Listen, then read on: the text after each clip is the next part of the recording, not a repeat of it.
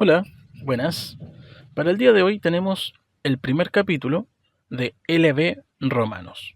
Es el primer capítulo de la epístola a los romanos. Comenzamos con la introducción. Este libro se escribió tanto para los hermanos romanos, gentiles y judíos. Entiéndase que hay judíos también, porque en el capítulo número 2 de Romanos, Pablo le habla directamente a uno de ellos. Pablo se había propuesto hacer esta carta ya que él había sido impedido de ir y quería de alguna forma transmitirle el verdadero evangelio de nuestro Señor Jesucristo a los nuevos creyentes de Roma. Además también poder adoctrinarlos manteniendo el sumo cuidado, ya que como ustedes pueden ver y leer en algún momento la Biblia, podemos entender que en Gálatas habían judíos que llevaron confusión a los ya creyentes de la iglesia de los Gálatas. Entonces Pablo, sabiendo el peligro que había, él quería adoctrinar de alguna manera mientras iba para allá a los hermanos de Roma. Además de esto, quisiera añadir que es tremendo el poder del Evangelio, de tal manera que en aquellos tiempos ya el Evangelio se había esparcido tanto que había llegado a la capital de aquel entonces del Imperio Romano. Y ya entendiendo al menos lo mínimo, ¿cierto? Cuál era el propósito de esta carta, podemos ya comenzar con este estudio. Vamos a pasar al capítulo 1. Comenzamos leyendo los versículos 1 al 5. Pablo, siervo de Cristo Jesús, llamado a ser apóstol, apartado para anunciar el Evangelio de Dios, que por medio de sus profetas ya había prometido en las Sagradas Escrituras. Este Evangelio habla de su Hijo, que según la naturaleza humana era descendiente de David, pero que según el Espíritu de Santidad fue designado con poder, Hijo de Dios por la resurrección. Él es Jesucristo nuestro Señor. Por medio de Él y en honor a su nombre, recibimos el don apostólico para persuadir a todas las naciones que obedezcan a la fe. Ahora, ¿qué podemos entender con estos primeros 5 versículos que hemos leído? Pablo nos habla del Evangelio prometido por Dios y anunciados por sus profetas. Y como ejemplo de esto, podemos encontrar en Isaías 43:19: voy a hacer algo nuevo, ya está sucediendo. ¿No se dan cuenta? Estoy abriendo un camino en el desierto y ríos en lugares desolados. Con este versículo tenemos una muestra de que Dios ya tenía planificado un evangelio, algo nuevo que Israel no se esperaría. También vamos a leer en Isaías capítulo 61, versículo 1, el cual dice así: el Espíritu de Jehová el Señor está sobre mí, porque me ungió Jehová, me ha enviado a predicar buenas nuevas a los abatidos, a vendar a los quebrantados de corazón, a publicar libertad a los cautivos y a los presos apertura de cárcel. Y este versículo tuvo un fiel cumplimiento cuando nuestro Señor Jesucristo vino a este mundo, y también Él ahora habló sobre este versículo de Isaías y lo declaró y también lo hizo. Y así como leímos en el versículo, Él dice que vino ahora para predicar buenas nuevas. El versículo anterior dijimos que Dios ya tenía preparado algo nuevo y vino para dar buenas nuevas a los abatidos, a vendar a los quebrantados de corazón, a publicar libertad a los cautivos y a los presos apertura de cárcel. Este es el Evangelio, la libertad que Cristo nos ha dado a través de sus buenas nuevas. Y ya para no hacer más largo el principio, vamos a ir al último versículo, donde está en Jeremías 31, versículo 31 al 33.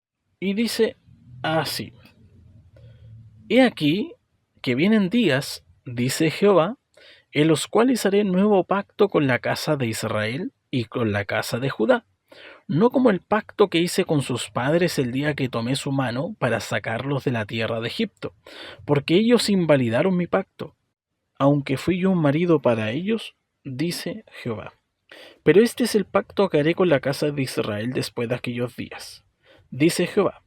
Daré mi ley en su mente y la escribiré en su corazón, y yo seré a ellos por Dios, y ellos me serán por pueblo. Estos versículos que leímos, si lo analizamos, vemos que Dios va a hacer un nuevo pacto. Y es cierto, hoy en día usted dirá, pero ese nuevo pacto es para nosotros los gentiles. Pero comenzó con Israel.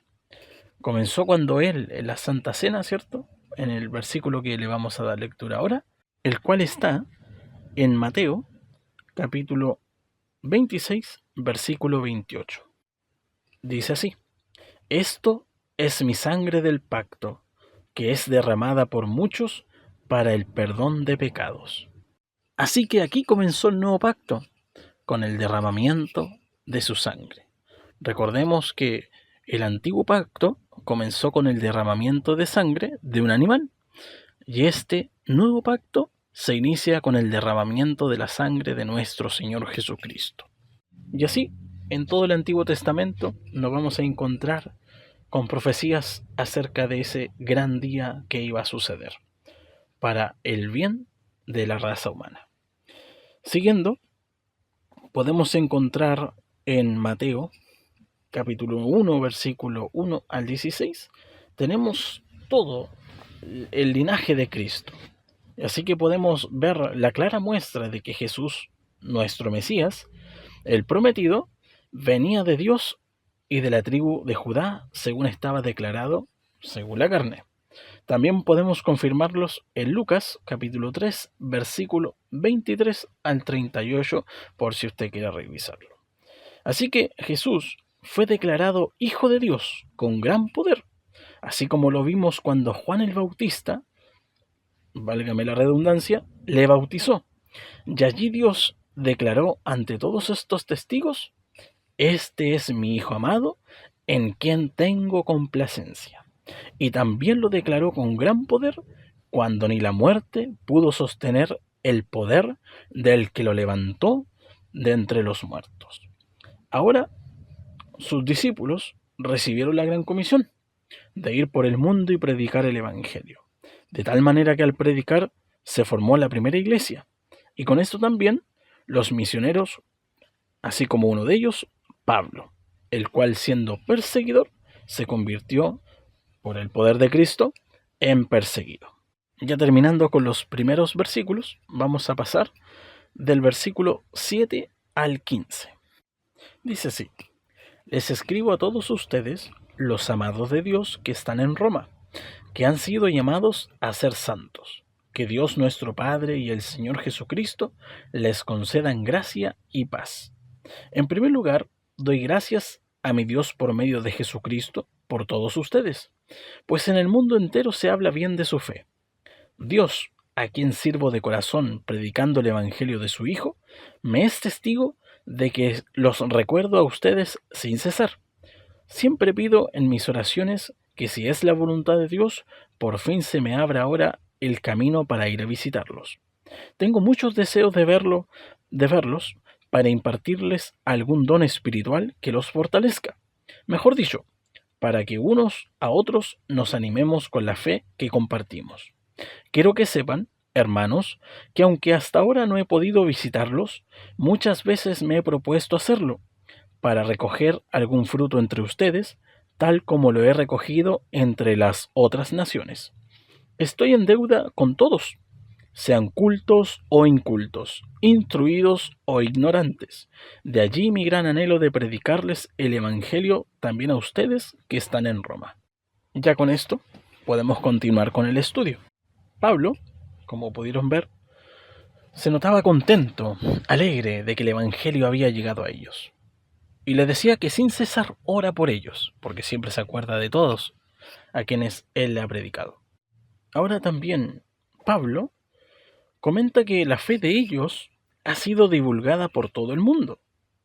Esto no es poca cosa, pues saber que en la capital del mundo de ese tiempo el Evangelio ya estaba resonando y que ellos, a pesar de que no habían tenido algún apóstol o misionero ministrándoles, su fe era firme y fuerte. El apóstol Pablo menciona que tiene un gran deseo y anhelo de compartirles el Evangelio puro, pues, como les dije en un principio, en aquellos tiempos había muchos que ya estaban corrompiendo el Evangelio, y me imagino yo que Pablo estaba preocupado por esto y quería de alguna forma poder compartirles el Evangelio del Señor puramente. Pablo, a pesar de su esfuerzo, comenta que no ha podido ir y por esto mismo les manda una carta, tanto para que sientan su tristeza por no poder visitarlos, como también para enseñarles lo que deben hacer, aunque de todas maneras está comprometido a viajar a Roma, con el fin de poder enseñarles sobre el Evangelio, señalarles algún don, como también para reafirmar la fe de ellos. Con esto podemos pasar a los versículos 16 al 15. Dice así: a la verdad, no me avergüenzo del Evangelio, pues es poder de Dios para la salvación de todos los que creen, de los judíos primeramente, pero también de los gentiles. De hecho, en el Evangelio se revela la justicia que proviene de Dios, la cual es por fe de principio a fin. Tal como está escrito, el justo vivirá por la fe. Con respecto a estos dos versículos que hemos leído, Pablo manifiesta que no se avergüenza del Evangelio porque es poder que salva a todos los que creen por la fe en Jesucristo. Ahora bien, ¿cómo nosotros podríamos avergonzarnos de un poder que nos salvó? De un poder tan grande que no solamente ahora expía nuestros pecados, que los borra, sino que también nos hace nueva criatura. Sabemos que en el Antiguo Testamento se hacía expiación por todos los pecados de todo el pueblo, una vez al año, y allí eran perdonados todos sus pecados, pero no eran cambiados, no eran transformados. Y entonces, ahora, por el sacrificio de nuestro Señor Jesucristo y por la fe en Él, no solamente somos perdonados, sino que ahora pasamos a ser nueva criatura. Por ello, es importante ser como Pablo e imitarle, no avergonzarnos jamás de este poder maravilloso del cual proviene nuestra salvación, y también para todo el mundo. Sobre el versículo 16, esto lo vamos a entender en unos otros capítulos más, ya que el apóstol Pablo hace mención de ello, de lo que está hablando aquí, ¿cierto? De la justicia que se revela por fe, lo vamos a ver próximamente. Vamos a pasar ahora a los versículos del 18 al 32. Dice así: ciertamente, la ira de Dios viene revelándose desde el cielo contra toda impiedad e injusticia de los seres humanos que con su maldad obstruyen la verdad. Me explico. Lo que se puede conocer acerca de Dios es evidente para ellos, pues Él mismo se los ha revelado. Porque desde la creación del mundo, las cualidades invisibles de Dios, es decir, su eterno poder y su naturaleza divina, se perciben claramente a través de lo que Él creó, de modo que nadie tiene excusa. A pesar de haber conocido a Dios, no lo glorificaron como a Dios, ni le dieron gracias, sino que se extraviaron en sus inútiles razonamientos y se le oscureció su insensato corazón. Aunque afirmaban ser sabios, se volvieron necios y cambiaron la gloria del Dios inmortal por imágenes que eran réplicas del hombre mortal, de las aves, de los cuadrúpedos y de los reptiles. Por eso Dios los entregó a los malos deseos de su corazón, que conducen a la impureza sexual, de modo que degradaron sus cuerpos los unos con los otros. Cambiaron la verdad de Dios por la mentira, adorando y sirviendo a los seres creados antes que al Creador, quien es bendito por siempre. Amén. Por tanto, Dios los entregó a pasiones vergonzosas. En efecto, las mujeres cambiaron las relaciones naturales por las que van contra naturaleza. Asimismo, los hombres dejaron las relaciones naturales con la mujer y se encendieron en pasiones lujuriosas los unos con los otros. Hombres con hombres cometieron actos indecentes y en sí mismo recibieron el castigo que merecía su perversión. Además, como estimaron que no valía la pena tomar en cuenta el conocimiento de Dios, Él a su vez los entregó a la depravación mental para que hicieran lo que no debían hacer. Se han llenado de toda clase de maldad, perversidad, avaricia y depravación. Están repletos de envidia, homicidios, disensiones, engaños y malicia.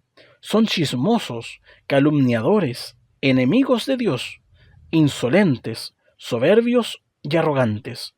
Se ingenian maldades, se rebelan contra sus padres, son insensatos, desleales, insensibles, despiadados. Saben bien que, según el justo decreto de Dios, quienes practican tales cosas merecen la muerte. Sin embargo, no solo siguen practicándolas, sino que incluso aprueban a quienes las practican. Fuera del libreto, puedo decirles que es conmovedor leer esto, porque hoy en día usted en todas partes puede ver que esto está así tal cual.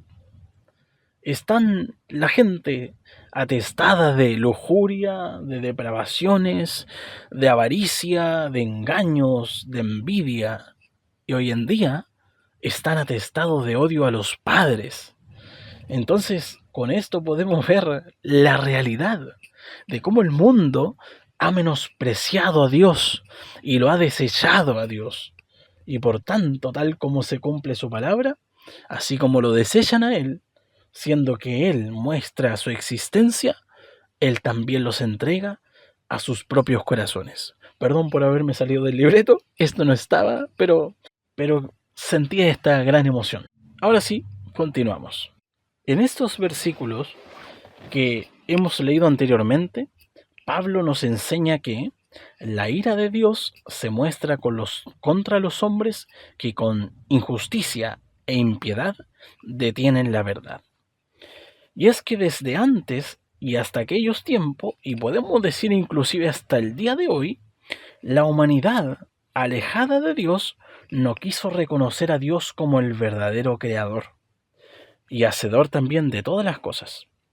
Pues parte de la humanidad le daba el crédito y la gloria a los seres corruptibles. Hoy en día también pasa, ¿no?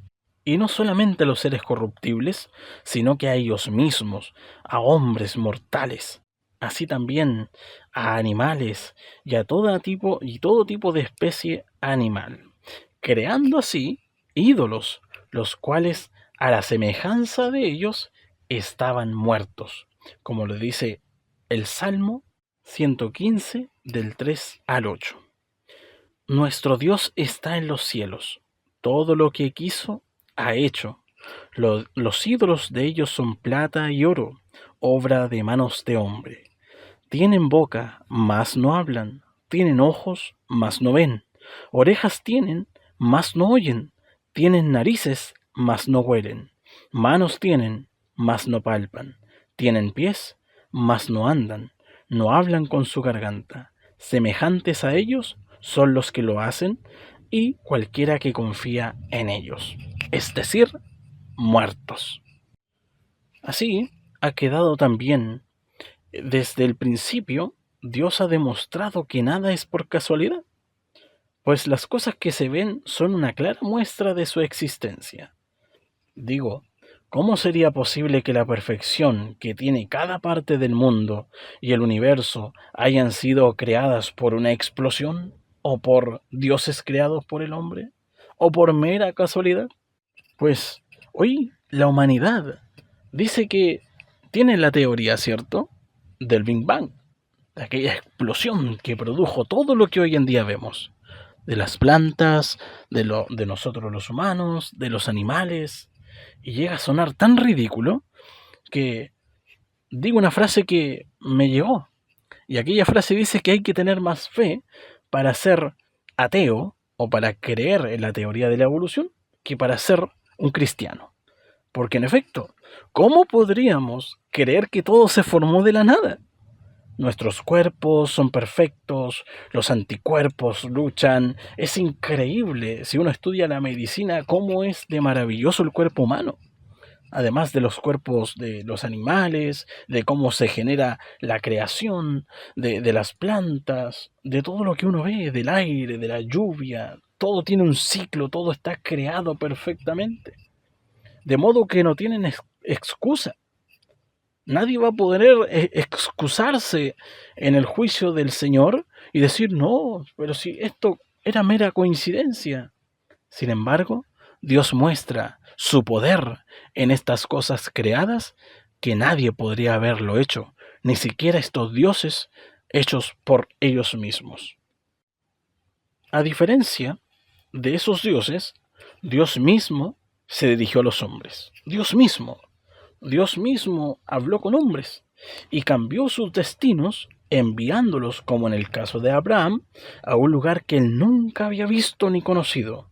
Pero fue así también a Moisés envió Dios, él habiendo escapado de aquel lugar, de Egipto, sabiendo que le esperaba la muerte, fue porque Dios, el cual no conocía, le envió.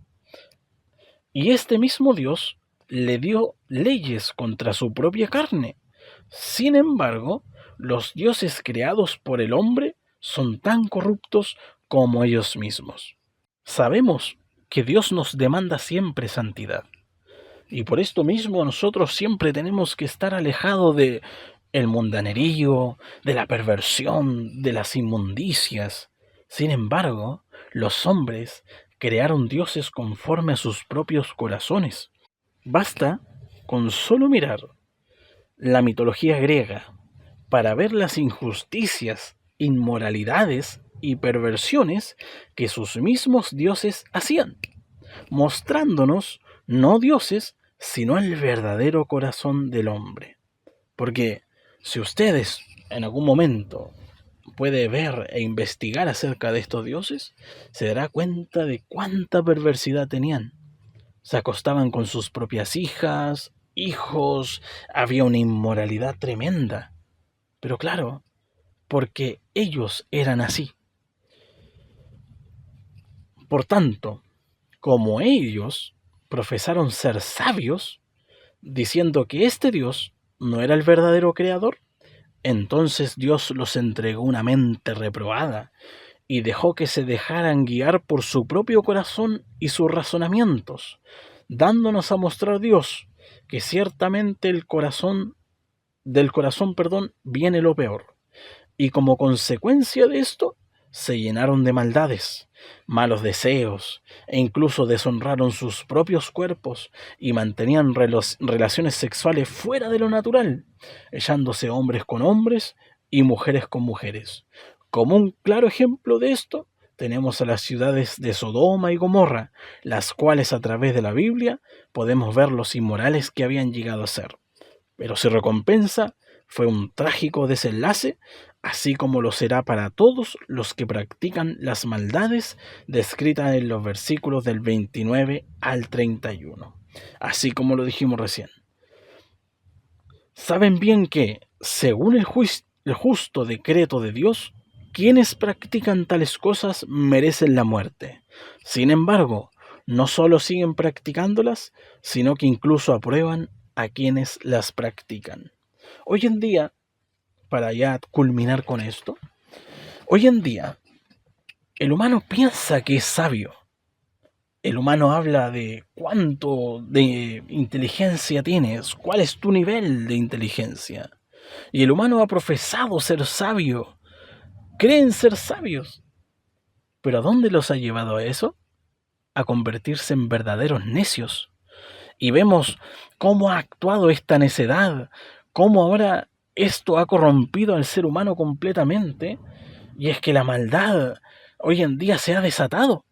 La perversión, la familia se ha roto, los lazos, las amistades, hoy en día, tal cual está escrito, a todo lo malo le llaman bueno y a lo bueno le llaman malo. Y todas estas personas que han menospreciado a Dios, hoy en día recibieron su justa retribución, la cual fue su desviación. Y hoy en día están cegados, ciegos, creyendo ellos que van por un buen camino. Sin embargo, su camino es muerte y condenación eterna.